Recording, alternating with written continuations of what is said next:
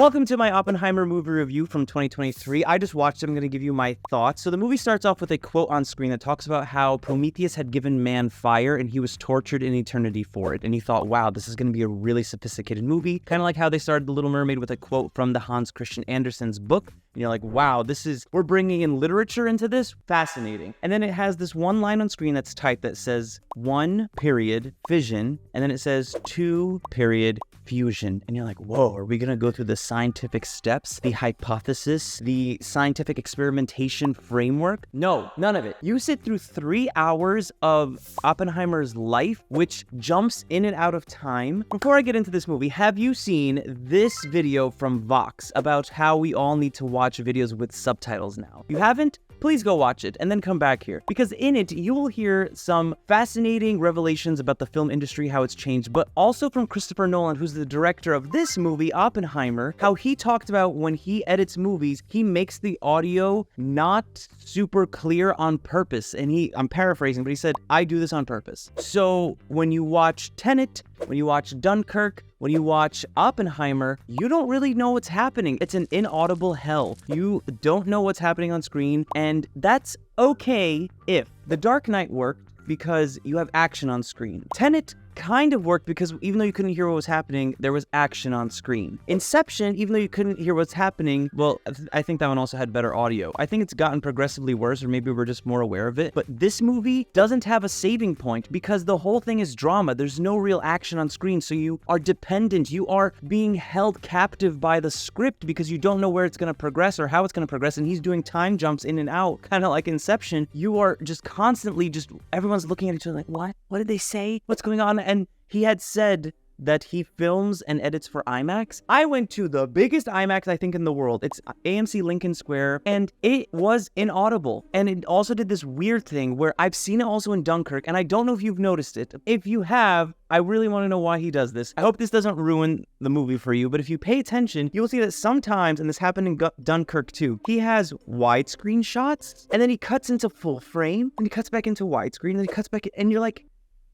it's very disorienting to have that odd editing, to have the time jumps, they filmed in black and white where they had some color shots to let you know it's present day, and then also some shots in black and white to let you know that it's the past, or I guess the future. It was not the current timeline, but it looked more so like they had just slapped the black and white filter on the shot rather than filming for black and white, which is a completely different technicality. Of course they know this. They are mastermind filmmakers. I'm just saying that it looked like not really filmed for black and white. I want to take a moment to thank all of you for the comments on the last video, and I just want to let you know that you could watch my Barbie review right here. So you have odd jumps in time, you have odd color palettes, you have inaudible dialogue, and you have wide shots that are changing. And then also it started off with text on screen, so you think they're going to have this sort of Sherlock Holmes processing where you can see his mind's understanding and his mind's computations and calculations as he's understanding the world and trying to build this bomb. But no, none of it. It just gives you those 2 words, fission and fusion, within like 4 seconds of each other, and you never again see text written on screen.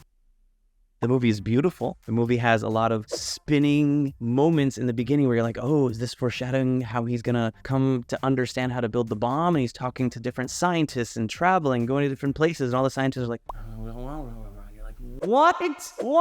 My name is, who are we talking about? And they sometimes give you a visual cue with the editing. You're like, okay, so they're talking about Teller now? Or talking about Helen Keller? What's happening? It was such a miserable film. And it pains me to say that because I was so looking forward to this movie. I was like, I'm gonna go see Barbie because it got a Dolby showing, so it's gonna be one of the, kind of throwaway films. And then I'll go see Oppenheimer in IMAX. And I honestly feel they should have been reversed. Like, I need the Dolby sound to maybe have been able to hear what they were saying, and also it didn't need IMAX, but Barbie was such a fun party. Imagine seeing that in IMAX. It would have been sensational, and I was so looking forward to this movie. But in my rating, y'all are going to be surprised. I'm even surprised to rate you all are going to rate it, because I don't think people are going to really appreciate how this movie was even paced, because you spend an hour and a half trying to get to the explosion, and he does this thing which I guess is okay, where he will shake his audience. I say he, but the team, they shake their audience with these audio punch outs where the audio is maximized and it's all silent.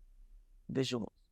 BAM! And you're like, what the heck? Why are we doing this 7 times? We don't need this. I didn't sign up for this. If you're gonna make the explosions that loud, please make the audio that loud. I want to hear. So you finally get to the explosion, and then he goes into his own internal torment, and they try to victimize him, and how the American government is penalizing him, and did this really happen? What's the actual truth? He was a womanizer and all this stuff. And then you spend, like, it felt like the movie could have ended 2 hours before it actually did. But I don't know if it actually took that long or just subjectively the pacing was so long because we kept jumping and jumping and jumping. It was so jumpy. The dialogue, it's almost as if they're like, we have like 18 hours of footage and we have to fit it in 3. And then you go from scene to scene, scene to scene, scene to scene, person to person, scientist to scientist, calculation, bomb.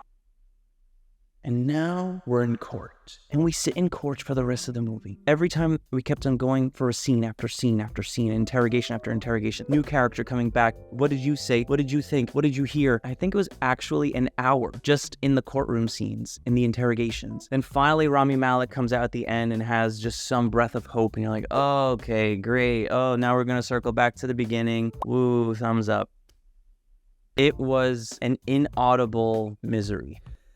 And that pains me to say, you had this classic Nolan ensemble where you have Cilian Murphy, Emily Blunt, Florence Pugh, Casey Affleck, Matt Damon, huge name talent, but they're never really on screen simultaneously, so it feels fractured. I really could not believe that this was supposed to be the summer movie. Mission Impossible's got it going for it. Barbie definitely has it going for it. I guess Teenage Mutant Ninja Turtles we'll have to see. It's not Oppenheimer. And it pains me to say that because I was so looking forward to this movie.